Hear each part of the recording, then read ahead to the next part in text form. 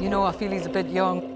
He's ready, Jenny. We see that happen in a big way. We're kind of getting into spoiler territory now where there's a separation of the family. You know, Jamie's still on the island while Spike and Isla go off to the mainland. And a lot of that happens. We get his reaction at the end when there is that separation. But before that moment happens, what is going through Jamie's head when he realizes his family has been kind of separated out of his control? Well, I guess you don't really get to see a sense of that, right? So, but yeah, I mean, I think there's a lot of fear and guilt and a sense of he's lost control. So he's a character who's very much feels like he's in control, and you know, he's found a purpose on this island, on Holy Island, within this community. He's like a bit of a warrior, someone who goes out to the mainland. He's so he's sort of regarded as sort of quite a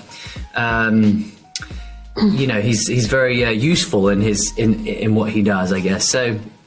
But yes, I think you know, I think his son means everything to him, and I think his wife does too. But I think he's very much in denial of her condition, and I think he maybe put a bit too much pressure and projected a lot onto his son. And I think he, you know, once he sort of he loses control.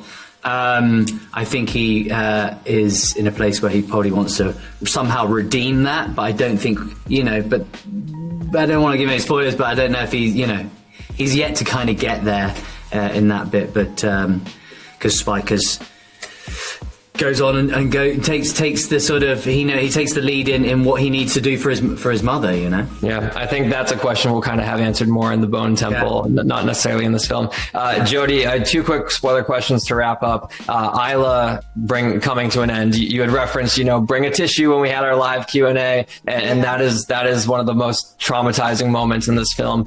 She gets her diagnosis and she decides to take her life immediately. Why did she waste no time in that sense? Why not have an extended goodbye? Why kind of sacrifice herself immediately after finding out she has cancer? I think she's so ready at that point. I think, you know, if you've ever been around anyone with an illness of this kind, I think when someone's gone through an extended period of suffering, I think there is a real kind of insatiable desire for it to end and be over, and I think it already hurt Spike. That's one.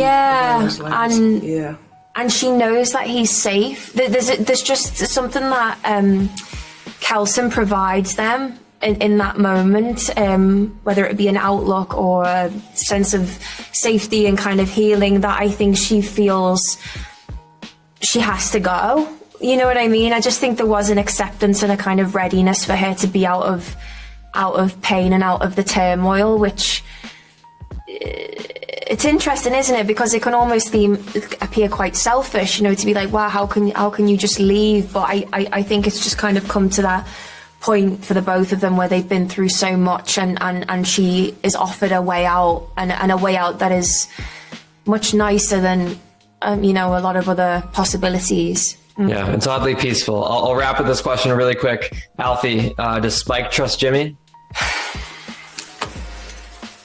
No. Nah.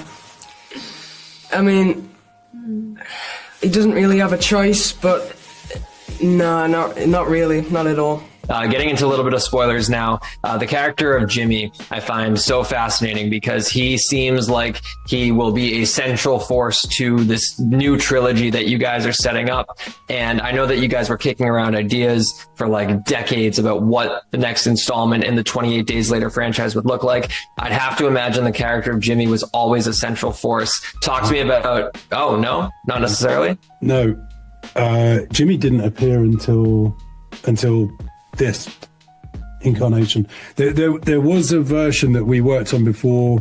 There was another writer wrote a script, and then I did what was in effect a kind of rewrite of that script, and Jimmy didn't feature in that story at all.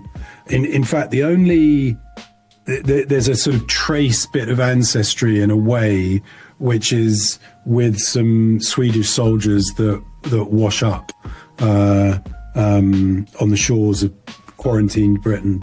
But apart from that, there's not really anything, I don't think. No, I don't think so. Till we meet Cillian, at any rate. Yeah. So Cillian is obviously someone that we wait for in the trilogy. But the Jimmy, when he did arrive, I remember reading it thinking, I mean, I'll be honest with you, I remember thinking that's the most original bit of screenwriting I've seen since Clockwork Orange. Not that I read Clockwork Orange as a screenplay back in the day or anything like that, but you know, when you just, because you look at films like screenplays as well as films, because when you're in the business, you think, you know, how it manifests itself, and you are drawn to certain writers and you kind of like love their work. I remember thinking, yeah, this is like Clockwork Orange. This is what it must have been like, the Clockwork Orange. These are... Yeah, forgive my assumption. I just assumed only because he bookends this film, you know, he feels like something that was always central to what you were developing. This whole film structure came about as a result of abandoning a previous structure. Mm-hmm. So we went down an avenue, we discovered why the avenue was not right, and reductively the reason it wasn't right was it was too generic. And in a way, learning the danger of being generic was what freed us up to be, you know, hopefully a good deal less generic and more subversive, really, I would say. Yeah, I love that perspective. You mentioned obviously Cillian Murphy, us having to wait. Danny, at our Q&A that we did a couple weeks ago, you did allude to the fact that we would see him eventually. Can we confirm, is Cillian in the Bone Temple? I have admitted this. Under pressure, you guys, you know, it's like under pressure, because I've seen obviously a rough cut of Nia DaCosta's film of the Bone Temple, and he is introduced beautifully at the end of that film. Yeah, and that obviously leads you in the way that you'll probably realise that Jimmy is going to be a huge part of the second movie, having been introduced in the coda of the first movie. Likewise, Cillian will be a huge part of the third movie, having been introduced in what is effect a coda to the second movie. A very surprising one nonetheless, but yeah. Amazing. So we know we obviously have 28 Years coming out very soon, June 20th. We have The Bone Temple coming out early next year. I know the third movie in this new trilogy is still in the works. When it comes to each of your roles in that hypothetical film, Danny, obviously you're going to be producing Bone Temple. Alex, you still wrote Bone Temple. Would you guys both be back to do this third movie in some capacity? The idea would be I'd write, Danny would direct. That's the idea, yeah. And that would cap off the 28 franchise? Until the prequels, yeah. You've got to help us raise the money. Hey, we packed that theater in Regal Union Square, Danny. You saw the crowd we brought. Now, son, Spike, finish it!